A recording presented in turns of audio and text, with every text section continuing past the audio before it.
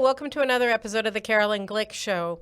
We're recording again on Monday morning in Jerusalem. Last night, President Yitzhak Herzog of Israel gave a primetime address where he begged the left and the right to get together and try to reach a compromise on judicial reform and to suspend the legislative process in the Knesset until they begin sitting down and deliberating and try to reach an agreement about how best to curtail judicial power in Israel, which right now is limitless. And we have extraordinary activists who have politicized everything in Israel through the court system and the legal fraternity.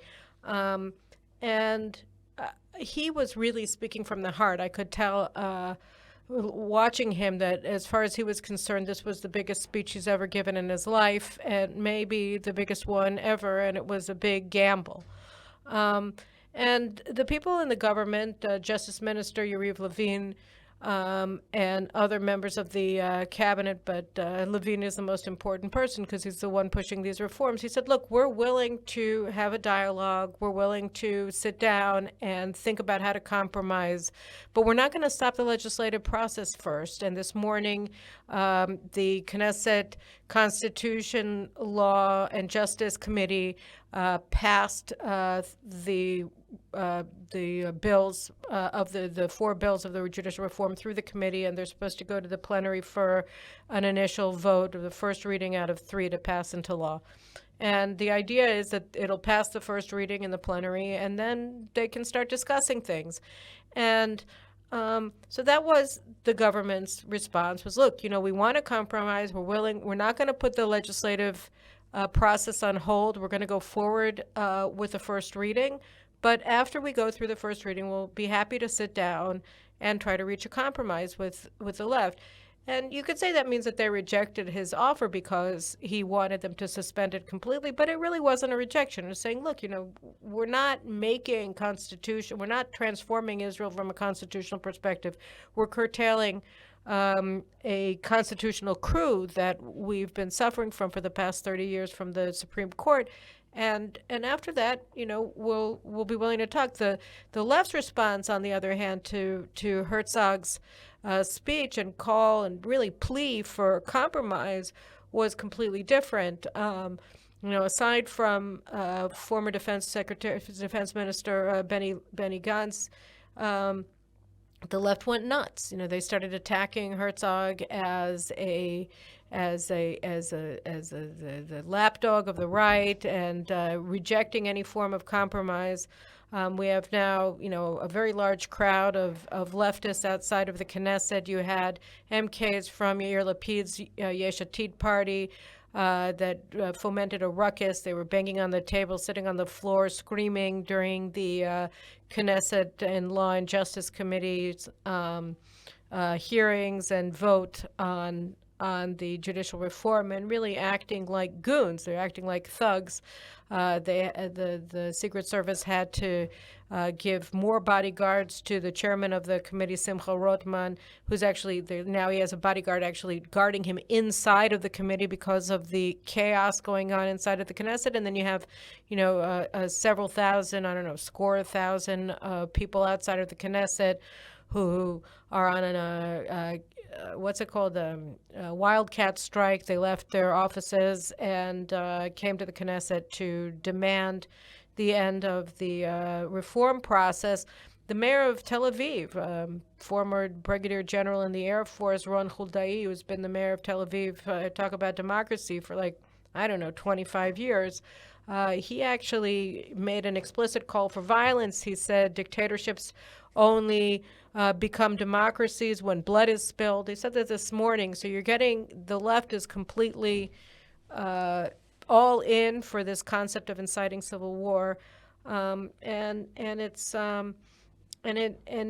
really is the heart of the matter, because you can't actually negotiate anything. You can't deliberate quietly between political leaders or societal leaders with a gun pointing at your head. That's not a deliberative process. That's not a negotiation.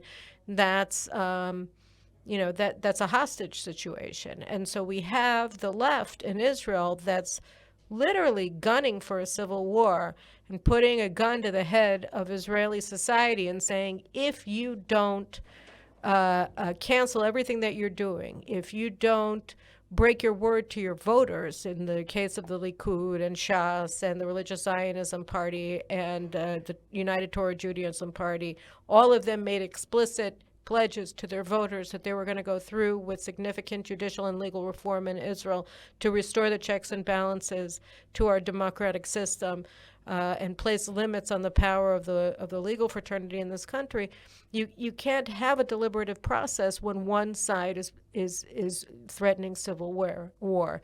And until these threats subside, until they stop using the Attorney General or the Supreme Court as a means to overturn the election results. We now have the Supreme Court has agreed to hear a petition, literally agreed to hear a petition with no legal basis, submitted by the U.S.-funded Movement for Quality Government in Israel to oust Prime Minister Netanyahu from office. And Daphne Barak, the on-duty Supreme Court justice who received the petition, gave the government a month to explain why Netanyahu should be allowed to continue in office. I mean, this is crazy.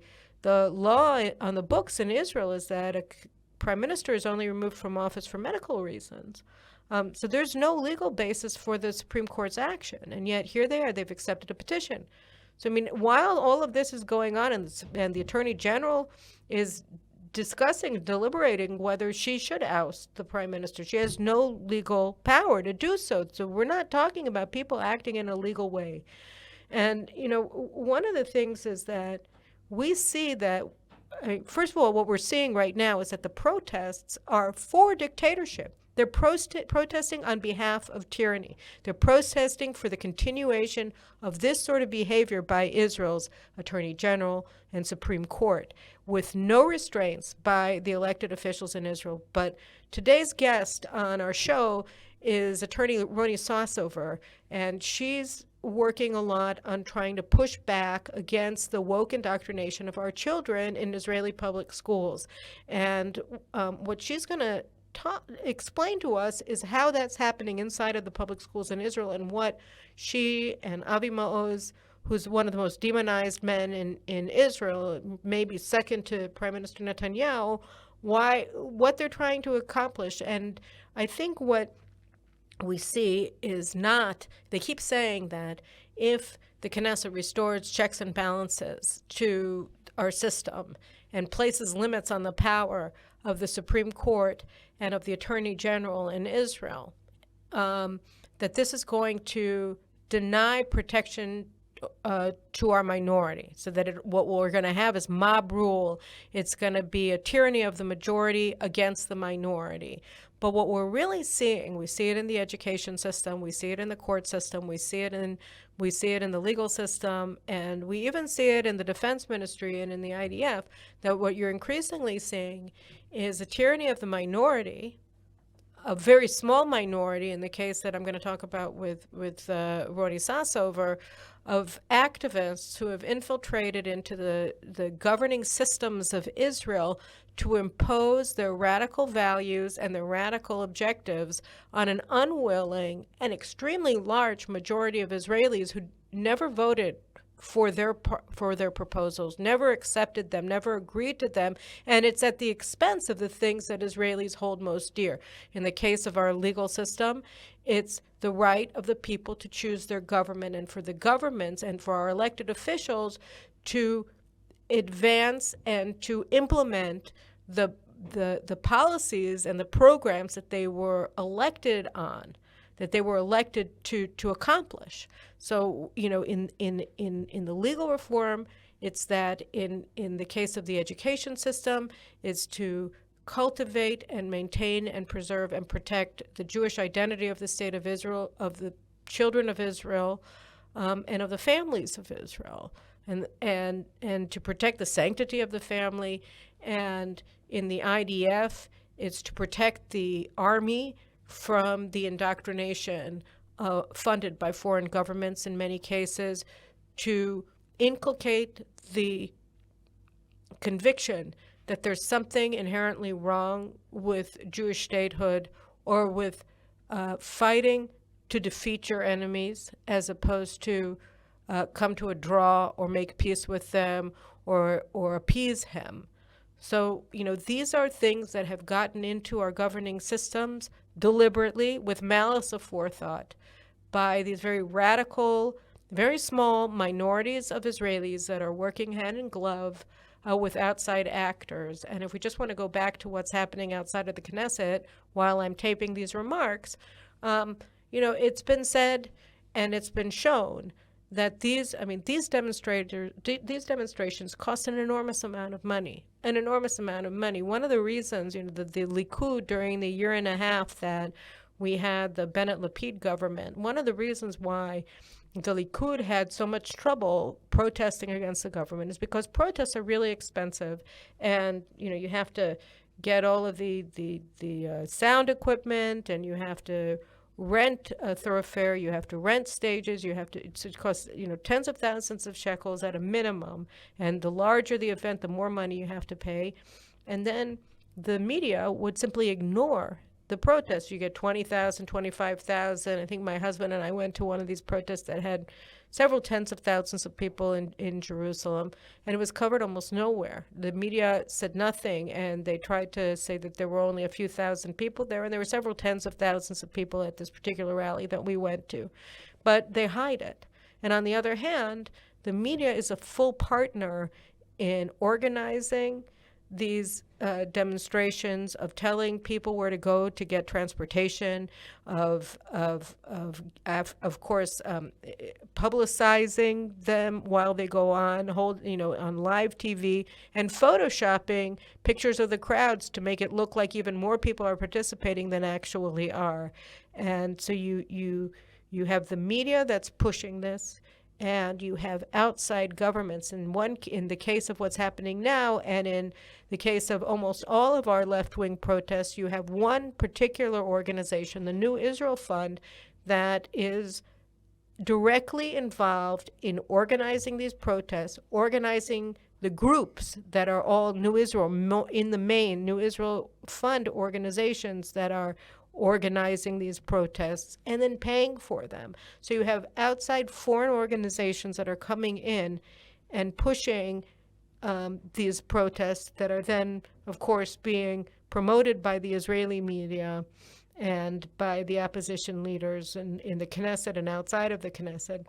And so it's not a level playing field. Why would the Likud be having these protests if nobody is going to cover them, and then they go through all this effort and the public doesn't even know that they took place? So, but we're seeing, again, this is a protest for tyranny, on behalf of tyranny, on behalf of silencing the votes of 2.4 million Israelis who voted for the government, who gave them 64 out of 120 seats in the Knesset to run the country, to govern the country. This is an effort to say that the votes of the minority, and we're not, again, I think I spoke about this in a previous show, this is not, a bare majority. It's not 68 seats to 64 seats to 56 seats. It's 46 seats that the left-wing parties have, another 10 seats that the Arabs have, and all of the Arab parties have made clear that both of the parties have made clear that they are not part of these protest movements. So you're talking about 46 mandates to the left, 64 mandates to the right. It's a huge disparity in numbers. And what they're saying, first of all, they're inciting their followers to believe the propaganda about what's happening, what the actual substance of the judicial reform package is. You have people like the mayor of Tel Aviv, Ron Huldai, who are making explicit calls for violence, calls to arms of their followers against the government, against the ministers, against the leading members of Knesset, and against their voters. And it's being wrapped up and packaged and tied with a bow by the media in Israel that's presenting an incredibly and a completely false narrative to the people about what's actually happening on the ground and getting everybody frightened with them. So I give a lot of kudos to the president. And to be clear, Bougie Herzog, our president, is a man of the left. He's a former head of the Labor Party. He is not a right-winger. He did not vote for Netanyahu. I can assure you of that. And, if he has any political aspirations, he's only going to be able, for a post-presidential career, they can only actually transpire if, in fact, we see the left standing down and accepting the will of the voters. Because in the current atmosphere, no leftist is going to vote for him, right? Because they're being incited by their leaders against their fellow Israelis. They're being told that the voters on the right are less equal than they are, have less rights than they do, are inherently tyrannical and going to take away all of their rights, which is a complete lie, and transform Israel into, a Jewish version of the Islamic Republic of Iran. And one last note before I turn to my interview with Roni Sassover, and I show you, and she shows us how the tyranny of the minority is trying to take over the minds of Israeli children with funding from foreign governments. Before I turn it on, I just want to say one thing on that issue of Iran. Just as I was preparing this opening, I see that Nasser Kanani, the spokesman for the Iranian Foreign Ministry, related to what the left is doing and the chaos that they're trying to foment inside of Israel and domestic violence and strife that they're undertaking. What is the Iranian Foreign Ministry spokesman have to say about what's happening on the ground in Israel? He said, the regime in Israel is too weak to take military action against Iran. They need to focus on the chaotic riots in Israel that have been going on for 6 weeks. They won't take action against the Islamic Republic. So, this is having strategic implications abroad. This is having strategic implications on how our worst enemies view Israel and the power of this country. It's having strategic implications at home for how Israelis view one another and how they view what democracy actually is. And so when we're talking about beating back what's happening and restoring peace to our country, it can only happen. I'm terribly sorry. It can only happen if the left adopts the position of President Herzog, recognizes that there have to be limits to the legal system's power, and that the sovereign in Israel is the Knesset, which is the direct representative of the people of Israel, who went to the polls yet again on November 1st and elected our representatives to serve us and to advance our needs, among others, and first and foremost, actually, judicial and legal reform in this country. So that's what's happening here in Israel, and now we're going to turn to my interview with Roni Sassover about what's happening in Israel in the Israeli public schools at the hands of the comrades in arms for the people who are rioting outside of the Knesset today. All right, well, today we're seeing the opposition MKs sitting in the Knesset, sitting on the floor, pounding on the tables, trying to show how distressed they are over the fact that this government is trying to restore democracy in Israel. We have to understand that the issue of judicial supremacy and of the legal fraternities' takeover of governance in Israel and the legislative process in Israel is not the only place where we're seeing the tyranny of the minority and efforts to penetrate into really the soul of the Jewish state in order to change it, to change its culture, to change its values. And one of the most notable places where this is happening is in the education system. And sitting with me here today is my friend and my erstwhile colleague from our days with Naftali Bennett and Ayelet Shaked before they showed their true colors, or is Attorney Roni Sassover from Tel Aviv. Hi, Roni. Thanks so much for joining me today. Thank you for having me. I think it's so important because what Roni Sassover is working on, the reason why I had her here is because she's exposed a layer of this puzzle, which is the indoctrination of children in our schools, much like what's happening in the United States.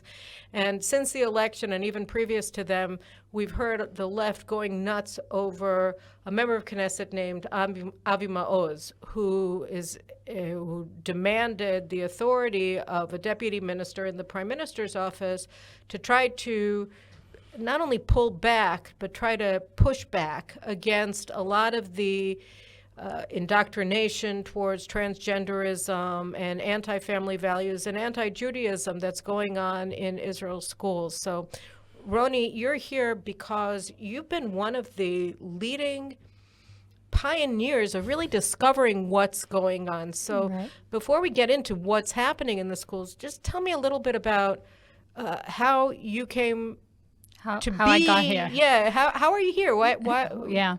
So my daughter today is in the 5th grade, but when she was... You have 4 kids. I have 4 kids. They all go to the public schools. When she was in kindergarten, she was Ima Shel Shabbat.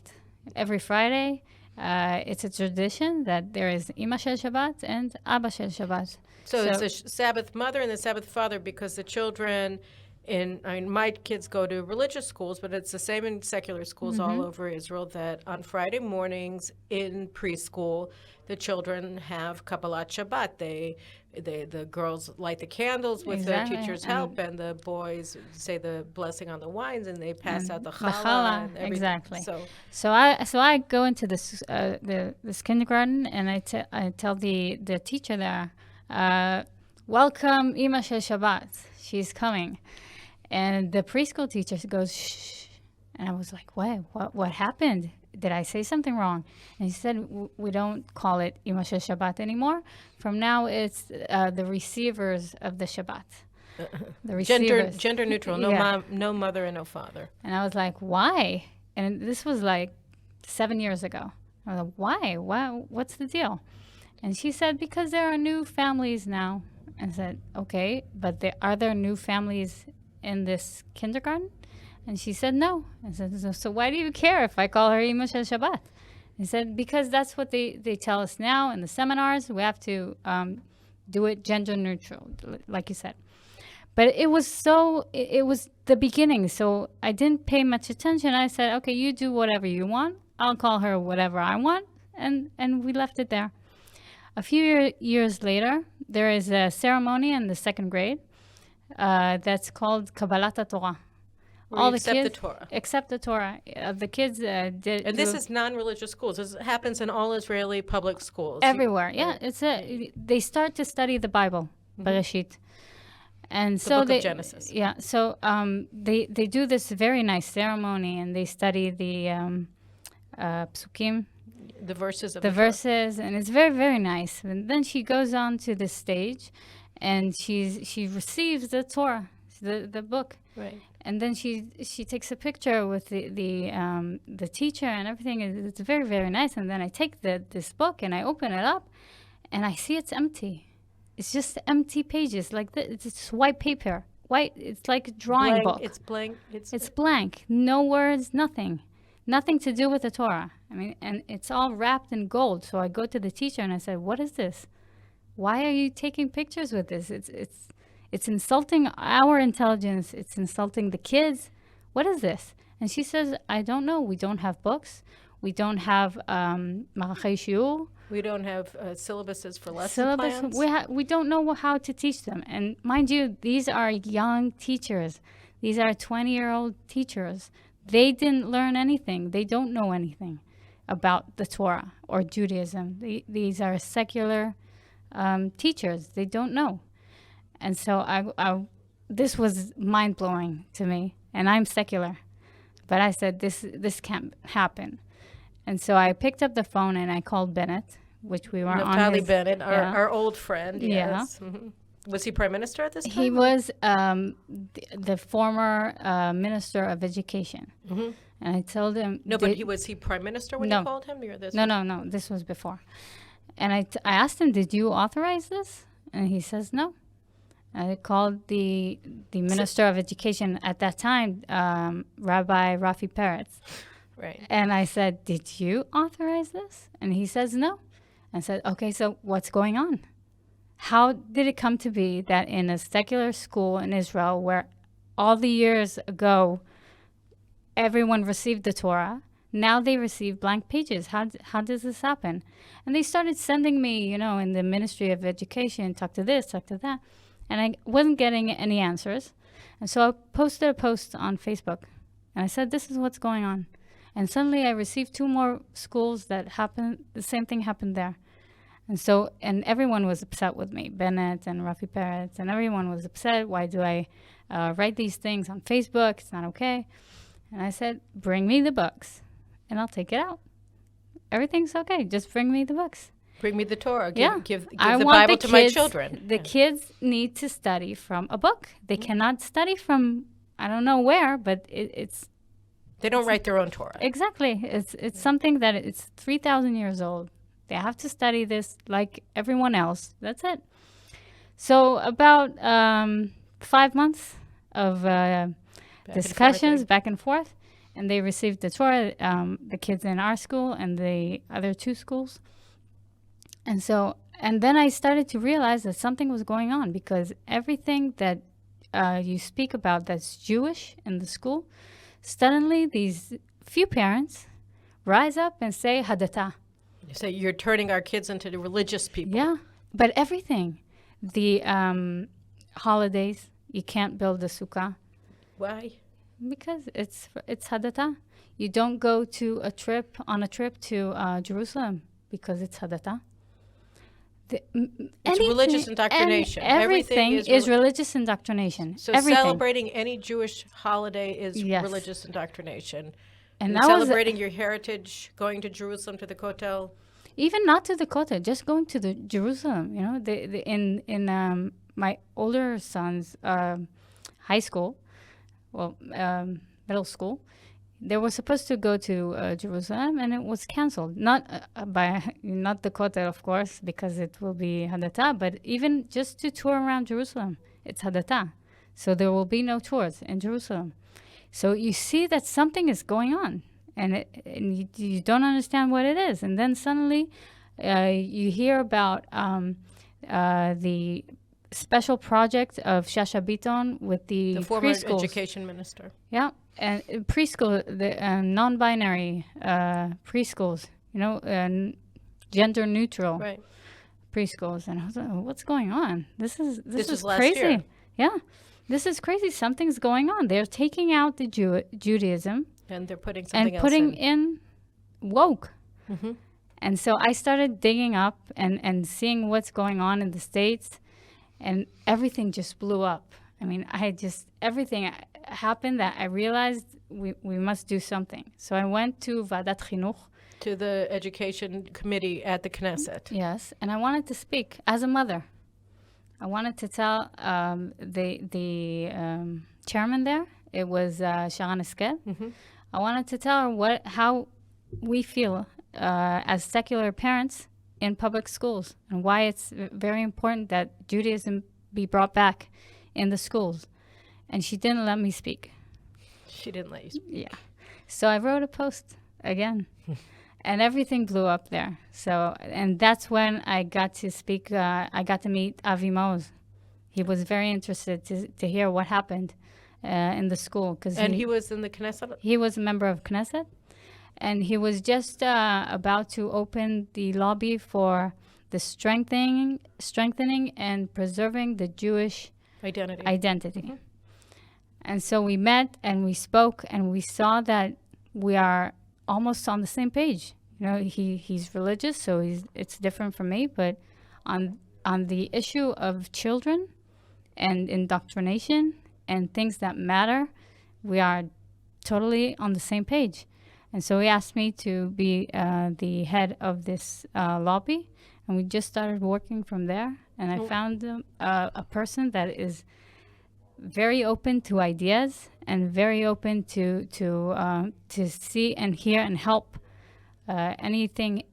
anyone and anything that he can in the educational system. So you've been, the left has really, you're a secular Israeli mom, right? And political activist. You ran for Knesset, 3 times or 4 times? 4 times, Four yeah. times with Naftali Bennett. Mm-hmm.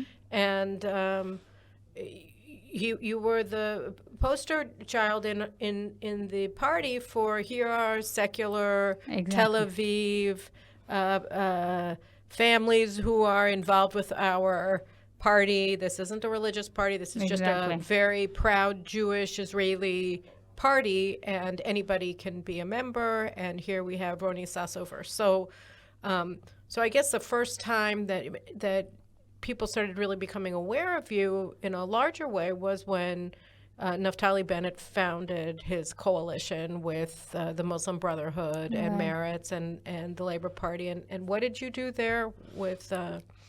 You worked with Shikli, right? Yeah, I was the first time that after the elections, we were in a meeting, and Bennett was talking about how Netanyahu is speaking with Ram, and we were just the Muslim Brotherhood party. Yeah, and we were just laughing about it. It's crazy. What is he doing? You know, we didn't think of it. And 2 weeks later, in the same meeting, he was off, and I was hearing him, and he's saying, yeah, maybe they just want the civil rights. They just want civil things. It's okay. And I was like, wait. And I stopped the meeting, and I was like, are you speaking of a government with these people? And he's, yes. And I go, no, I will not have that. I'm not part of this. There's no way.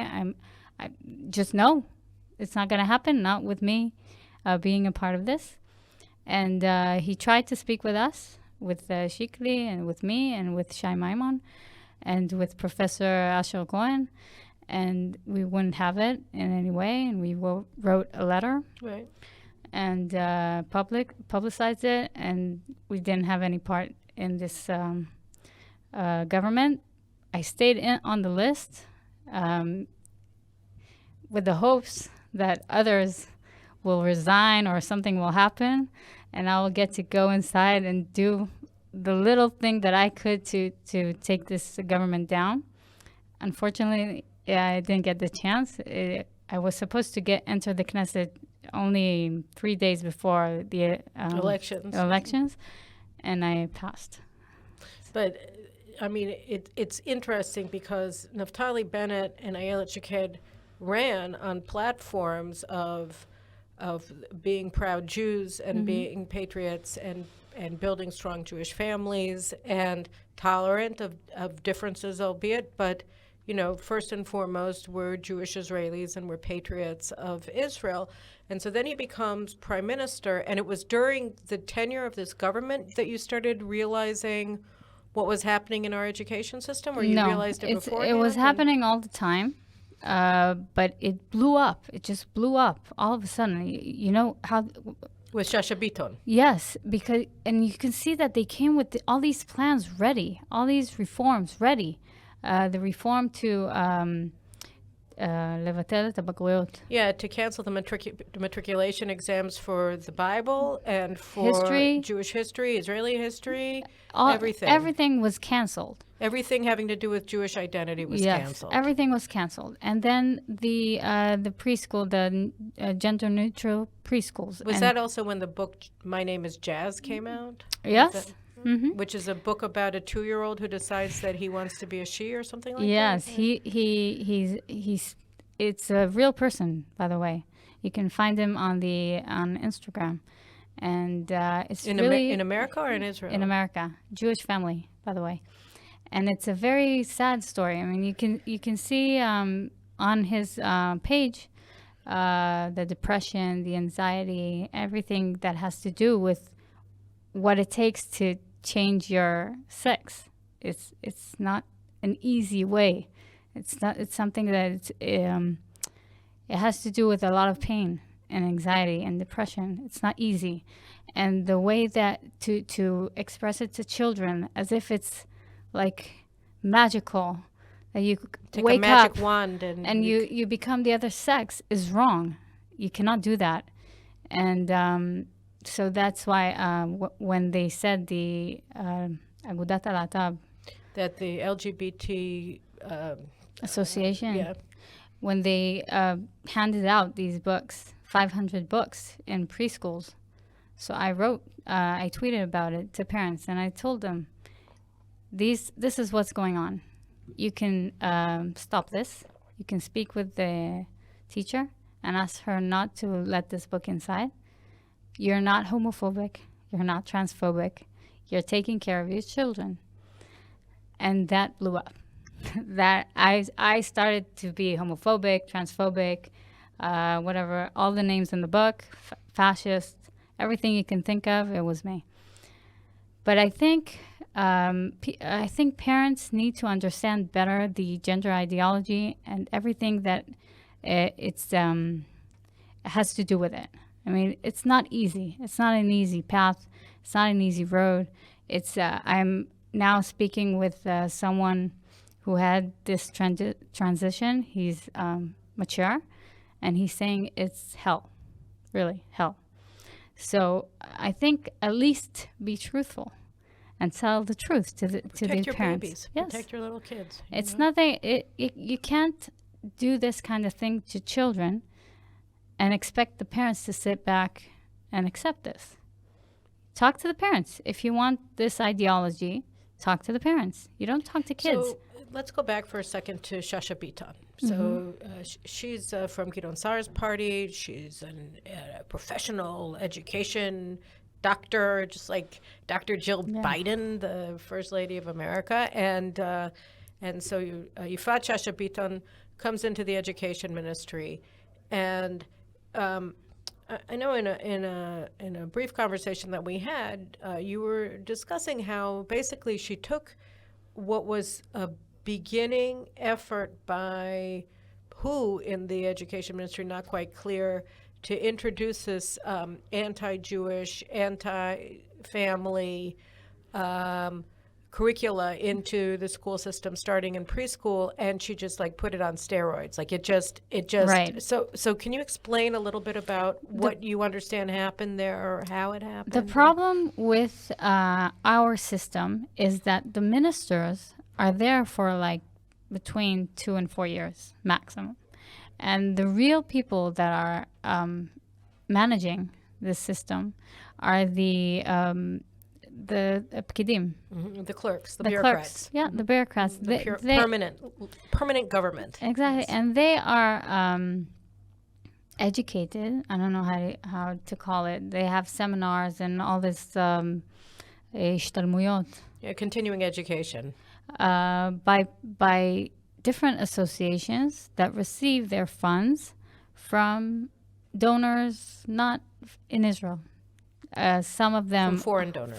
foreign donors. Some of them from foreign governments, like the U.S., like Germany, European Union, and all these different governments, for some reason, have something to do with the Israeli Ministry of Education. And I'm thinking, does Israel invest in their Ministry of Education? Obviously not. Why do we need all this influence in our educational system? And it's very strange to me because we see all this happening, and we see the Judaism taken out, and we see all this woke ideology going in, and you start to realize that something is off, something is wrong. We have Can you give me a couple of examples of these foreign governments? What are they doing? What are they funding? For instance, just yesterday I found out that Tnu'a Le'echut HaShilton, That the movement for quality government, which is the left-wing NGO that, for instance, just petitioned the Supreme Court to ban Netanyahu, to oust Netanyahu from power based on conflict of interest with judicial reform, and therefore the election results have to be canceled, right? So that's the quality of government. That's the quality of our government, but not your government, right? Exactly. That's what it is, yes. So they receive money from the U.S. government, U.S. State Department, I think. And then they have different programs that a teacher, that a principal can choose from and bring into the school. Why? This is very left-wing. Why does the U.S. government have anything to do with programs in our school? not long ago, there was a Kol Koreh, There was a tender. a tender, for the Arab teachers to come for ishtalmut, For a seminar, continuing seminar? education, yeah. to go into the public schools, Arab teachers into the public school, funded by the U.S. Embassy. And so we're thinking, and in the beginning of this year, a friend of my daughter, I have a 4-year-old daughter, so a friend of hers, she got a public kindergarten placement. She went in, everyone was Arab, all the teachers. In Tel Aviv? In Tel Aviv. And she wouldn't go in because she was scared. No one told her, they come in their traditional dresses. We didn't know, and the mother just took her out and put her with my daughter. So these things are happening. Nobody is talking about it. Nobody is saying anything. And it's all under the Kabbalat Acher, the acceptance. It's all, the acceptance of the other. Yes, Right. we have to accept everything and be quiet. Or you cannot say anything that מערער. That in any way upends the system, and you can't defend yourself. Right. Nothing. You cannot say anything because then you're homophobic, fascist, transphobic, racist, whatever.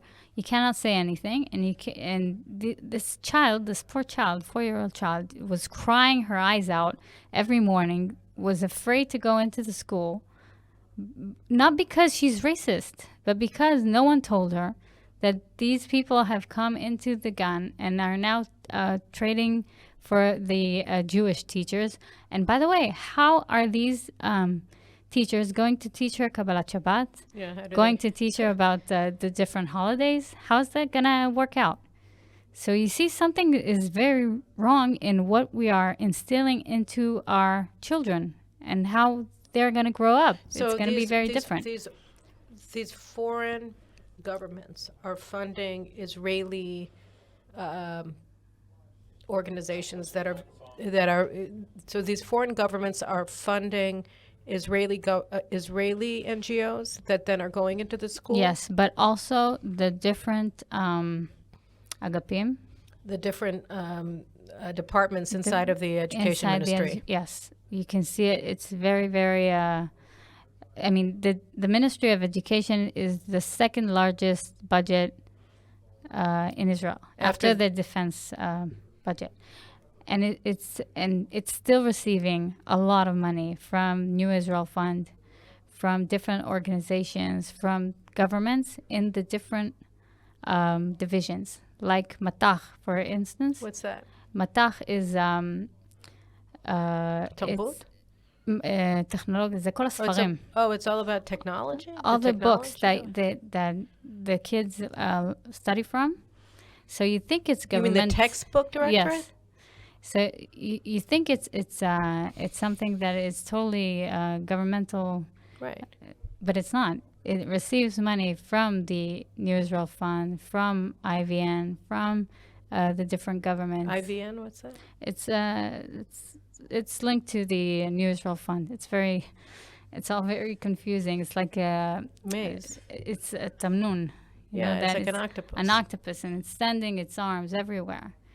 It's very disturbing. So tell me a little bit about, before the left declared civil war over the judicial reform, I think the first thing that they declared civil war against was that Avi Maoz was going to be a deputy minister in the prime minister's office in charge of what exactly? What is it that he is charged with doing? What was it that he asked to be responsible for? He has to be responsible for GIFN. GIFN is managerial, pedagogical flexibility. It means that the principal gets to go into a digital supermarket and select different programs to go into the school, and the Ministry of Education will pay for that. And now what this division that he got has something to do with which programs are going to be in the supermarket. That's the idea. But it's tricky because Misrad HaChinuch, the Ministry of Education, is built it very מסובך, very, It's very complicated. complex. Yes, it's Yes. very complex. But that's the idea. The idea is that he wanted to have a say or check, at least check, the different programs that are receiving foreign funding and see what is going into this supermarket.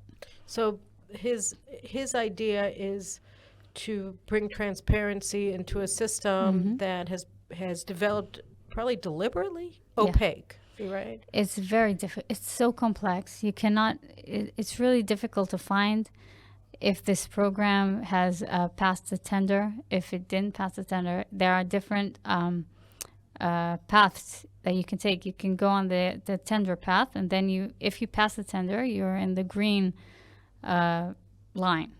And if you don't pass the tender and you just ticked some, checked some boxes, then you go into the blue line. And then the principals can select from the blue line, but they don't get paid from Giffen. But what happens if they pick this and some other foreign Government wants to fund it. And they're coming for free to the schools.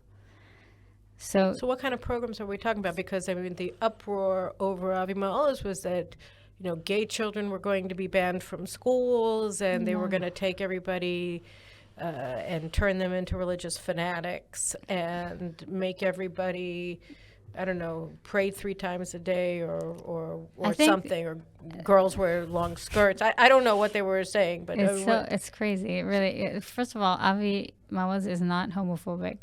Okay, he's not homophobic, but the idea is to take back the educational system to what it was. That kids will have the basis. Give me a second, because I mean, most people don't know what it was. When you're talking about it, you say, okay, so we used to have, until a couple years ago, Kabbalat Shabbat in the preschools, in the non-religious preschools, and just the regular Israeli Jewish preschools. They used to study the Torah. Right. So, like in the religious schools, you get the Siddur in the prayer book in Kita Aleph in first grade, and there's this big ceremony, and they have to learn, a bunch of different prayers, and then when they're done learning them, then they get the Siddur, and it's a big thing, and we come to the schools and we see our children receive them. And they did something very similar in the secular schools with the Bible, right? Yeah, well, it was the study. We didn't have to study prayers or anything, but we just studied the Bible. Right.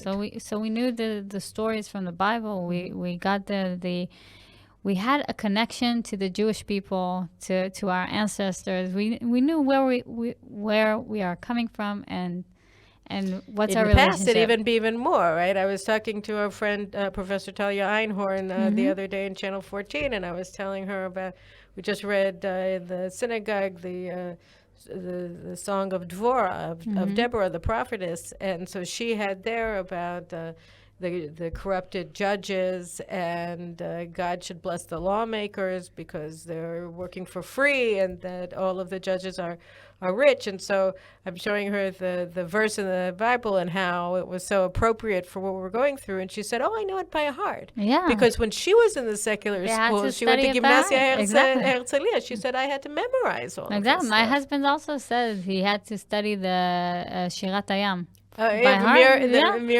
The song of crossing the Red Sea, when the Jews crossed the Red Sea. And he was in a secular school in Haifa. It's that's a communist city. Yeah, exactly. So, Red Haifa. Exactly. So it was much more. And what I want for the kids is to go just to study, just to know who they are, exactly, their identity. It's so important that they grow up to be strong indivials with an independent thinking. It's not and now to know who they are. What? And to know who they are. Exactly. That's the purpose of being a parent, and that's the purpose of the Ministry of Education in a Jewish state. That's what they need to study. And now they don't even study the Bible. My boy is in the 7th grade. He opened the book once in the beginning of the year. That's it. Now he doesn't study it at all. And so that's crazy to me. That is crazy. It's theft. It is. It really is theft, and they are stealing their identity and putting some progressive, crazy agenda in their minds, as if just like critical race theory. They study even the Judaism they do study. It's critical. It's not something that is like we study just how it is. It's what's wrong with it. wrong with it. So before you're even allowed to learn it, you have to learn that it's bad. Exactly. So it's the basis is wrong for a secular child. I mean, a religious child that gets it at home, that's something else. But a secular child that doesn't have it at home, he has no idea what Judaism is. That is the place for the public schools to teach him, because otherwise, we're heading for not Jewish state anymore. It won't be apparently Jewish. what they want. Yeah. Right? Which is so now let's go to the devil. Back to Avi Maoz. So you're working with him at the Knesset with this lobby that does what, and then let's talk a little bit about what he's doing in office and what we can expect from there going So forward. in the last Knesset, the lobby was just to bring up the stories that we are hearing from the different schools in Israel's different cities, and also from other places like the Kotel, and all sorts of issues that arise, and strengthen the Jewish identity. Just make it a topic to speak about, and not cover it up. And what happened? So you start this lobby, and you come. What happened? No, it was okay. Of course, I'm homophobic because I'm speaking with Avi Maoz and I'm in the same room with him, so I'm homophobic and transphobic and whatever. But the idea was to show that first we can speak. It's okay to speak and find common grounds.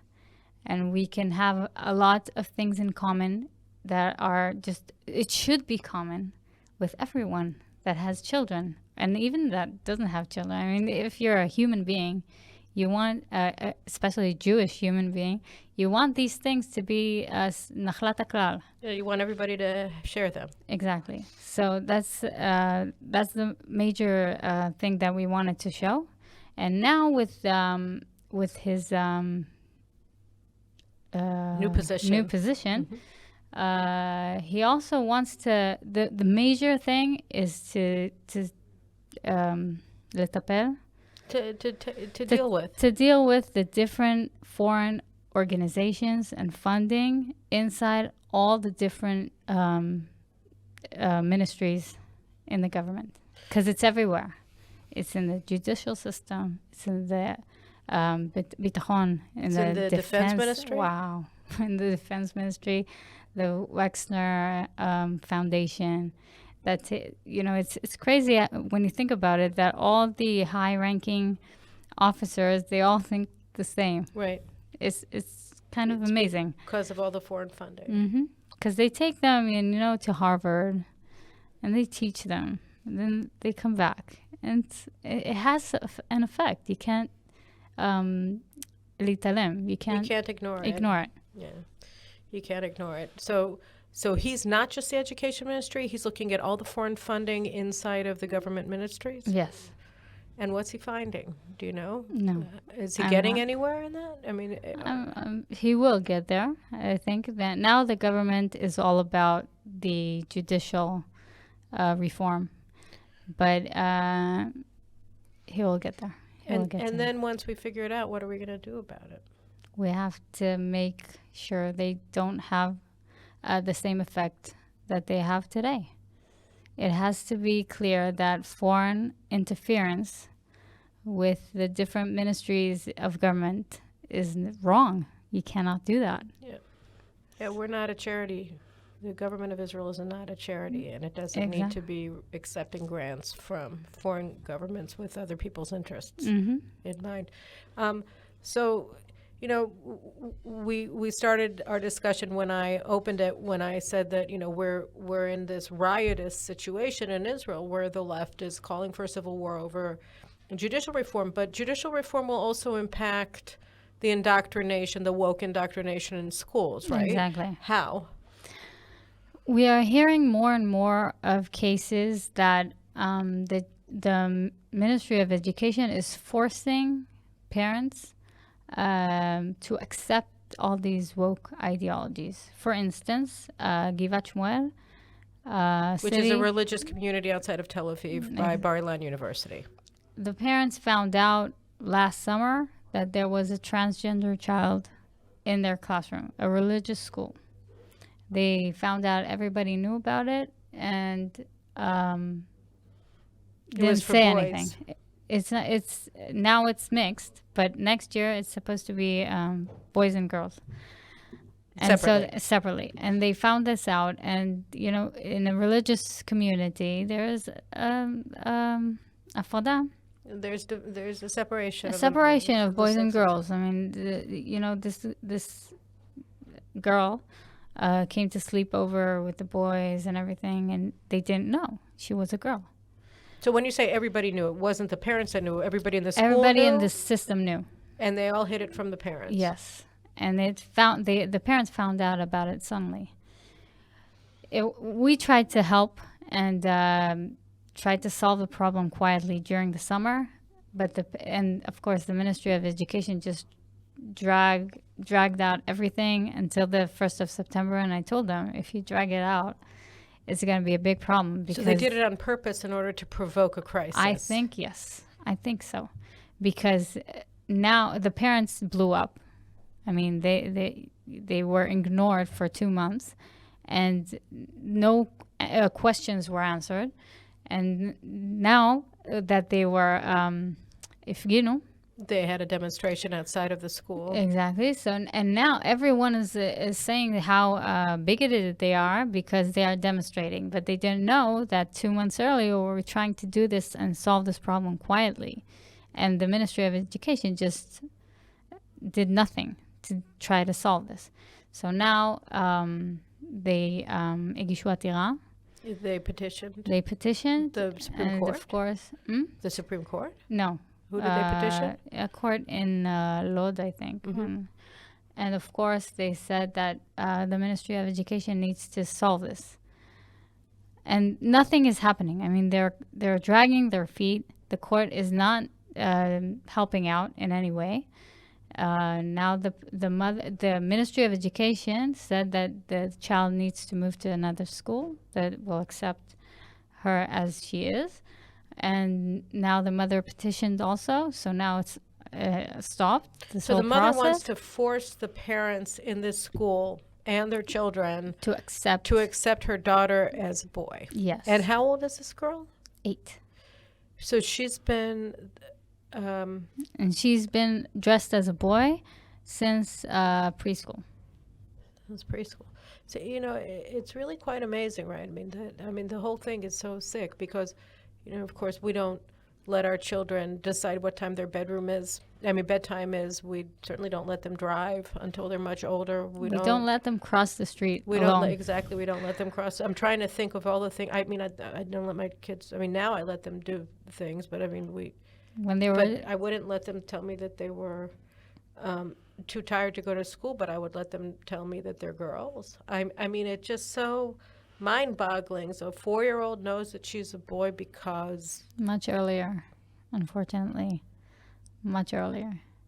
And for some reason, parents think this is rational. I don't know. I don't understand it. And now we're seeing in America that they are starting to push back the parents. right, and they're being treated like domestic terrorists. Exactly. right? But they are pushing back, and laws are being put down to stop the gender clinics from doing all these horrible things to children. Castrating. Castration, cutting off boobs for 15 and 16-year-old girls. So And it's very, hysterectomies for it's very disturbing, and I think parents need to know. They need to know what it Is means. that going on here? Yes. Oh, we're doing it too. We're doing.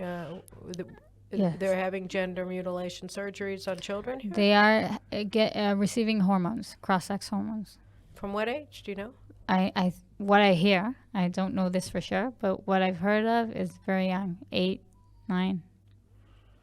And we have to understand that these cross-sex hormones have lasting effect. I mean, 8 years old is prepubescent. I mean, they don't even have any. that's the problem. It's the makir Yeah, it sterilizes them. sterilizes them, and it really is horrible. It's horrible, and people need to think that and understand what it means to have these cross-sex hormones. It's irreversible So damage. wait, do you know how this happens? Does it happen with the parents' knowledge? I mean, is this Some- being in some advocated in the cases- schools? Or? So in some cases, it happens with the parents' knowledge. But now Shasha Biton, the last Minister of Education, like a minute before she left the office, she put out like a handbook of how to treat LGBTQ children. One of the clauses says that we have to respect the privacy of the child. And if he doesn't want to tell his parents, then we won't tell his parents. What does that mean? That means that the child can come to school as a boy, dress up in the bathroom as a girl, and the school will not say anything to the parents. They will treat the child as a girl. They will use the name the child decides that is her new name, and we will know nothing about it. So that's So crazy Yoav in my Kish, mind. the new education minister, have you met with him? Not yet. I'm supposed to meet with him. Because I understand that in his first day on the job, he canceled all of Shasha Biton's reforms of the matriculation exams, and he returned the history exam, and he returned the Bible exams and Yes. everything. Do you have any sense that he's on this, that he's dealing with these things? I think he needs to deal with it. I don't think he. I think we I'm might not have to sure. have him on the show. Yeah. Okay, I'm all not right. sure he's dealing with it right now, but because the Ministry of Education is really one of the Huge. most complex ministries of government. It's really, really huge. A lot of clerks are in charge of a lot of different things, and there are a lot of places that need to be handled now. I think that he needs to cancel this handbook. That's the first thing. Not because I think LGBTQ children need to be treated differently. Well, they do. Their parents need to be involved with the fact that they're. Of course. But it's not that, it's not a homophobic or anything like that, but it is. You cannot have a child decide his sex without his parents knowing it. That cannot happen. You cannot separate the parents from the child. Everything that's going on has to be with the knowledge of the parents. Incidentally, we only have a couple more minutes, but I understand that there's a lot of stuff. My oldest is in 8th grade, and so I'm new to this show too. But I understand that also in the religious education curriculum, you're getting some of this going on too. For just my son, he was in there is Eshkol Ruach. It's a like humanities track. everything right? is inside. I mean, Bible, history, Okay. civil studies, everything. And in that, there is what's called Tarbut Yehudit Israelit. It's a Jewish Jewish-Israeli Israeli culture. And in that, what it means, Tarbut Yehudit Israelit, is that you study Judaism with a critical mindset. So then you study Christianity also, because it's also in Israel. Okay. And you study Islam, but it's not. My son studied that, I think, this year and last year. But they didn't study it. They studied it in history. Yeah, Like, they know about it. You know? they learned about Exactly. Muhammad. They learned Yeah, about Jesus. That's great. that was But the fine. problem is that for instance, my son, he studied that the teacher told him a story about a couple that were trying to get pregnant for 15 years and didn't succeed, and so they were baptized, and all of a sudden they were fertile, pregnant. right? Yeah, fertile. And Halloween is really a nice holiday. You should try it. Also, Christmas it's very nice with Instagram to take the photos of the Christmas tree and everything. So they're advocating Christianity. Christianity in the public schools. Yes. I see. I see. I see. Well, it looks like Yoav Kish has his work cut out from, and Yes. you're working with Avi Maoz on the whole Geffen. I'm hoping to work with him on the I hope you do Geffen. too. I don't know yet, but I'm hoping to get there. And I know that Kish, once he understands the gravity of the things, he will be on board and help us make some order in the Ministry of So if Education. people want to get in touch with you to see how they might be able to join you or help you, how would they go about joining your parents' Facebook. organization? Facebook or Twitter, just send me a message. Roni Sassover. Roni Sassover, yes, I reply quickly. That's good. No, there's a lot to fix, and it's pretty amazing. I mean, if just the last question, Shasha Beaton, you fought Shasha Beaton. I mean, my older son also is this history autodidact. I mean, that's all he wants to learn, and he was crushed by the decision to end history instruction, essentially in Israeli schools. And so we were really, one of the many reasons we were praying for the downfall of that government was that we would bring back the history. But I mean, what if you had to like put it on a scale of 1 to 10, where were we before our former friend Naftali Bennett and Ayelet Shaked formed the most radical post-Zionist government in Israeli history? Where were we on that scale before it was formed, and then when they left office? How much changed in a year and a half here? In the Ministry of Education. Yeah. I think we were in a bad shape before because it took a long time for these organizations to infiltrate all the parents and teachers and everywhere. But once the post-Zionist government formed, we were like 0 to 100 in seconds. They had everything ready. Everything was ready to take out. Who does reforms, two huge reforms in a year? It's like they came with this just ready, just do it quickly. What a disaster. And now, how long do you think it'll take to roll it back? I mean, some of it's already been canceled, thank God. Yes, but it will take time because of the parents. We have to work with the parents. We have to work with the people on the field to realize what was going on and make them understand why it's so important for their children to have a Jewish identity and realize it and לחבק את זה. And to embrace it. Embrace it. They have to understand this. They have to understand that the fact that they don't have a strong Jewish identity, their identity is stronger than their kids, but still, they don't have the same strong Jewish identity. They have to raise their children with a strong Jewish identity for them to grow up and be free thinkers and Jewish identity free thinkers. That's so important. I couldn't agree more. And the whole war of hadata, as it's now called, of religious indoctrination or compulsion, which is pure lie, right? I mean, it's the opposite. Yes. It's like everything with Everything the is- progressive. yeah. It's the opposite. It's hadata. It's the indoctrination of the Anti-Jewish. progress religion. That's how I call it. It's a disaster.